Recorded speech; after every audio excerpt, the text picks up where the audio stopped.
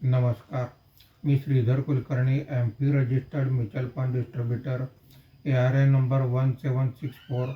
आज भारतीय शेअर बाजारात काय घडामोडी घडल्या या संदर्भात थोडक्यात माहिती सांगणार आहे. आज सकाळी शेअर मार्केट सुरू झाल्यावर घसरण होती आणि दिवसभर घसरण वाढतच होती. जागतिक संकेत खराब होते. सर्व जगातील मार्केटमध्ये घसरण होती. त्याचा परिणाम आज आपल्या मार्केटवर झालेला आहे. आज मार्केट बंद होताना सेन्सेक्स हा 561 पॉईंटने घसरून 77,055 वर बंद झालेला आहे. निफ्टी हा 159 पॉईंटने घसरून 24,052 वर बंद झालेला आहे.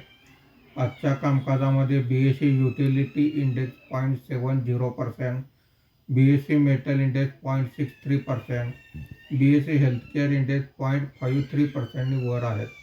BSE ॲटो इंडेक्स 1.53% खाली आहे. Nifty mid cap index 0.44%, Nifty small cap index 1% खाली आहेत.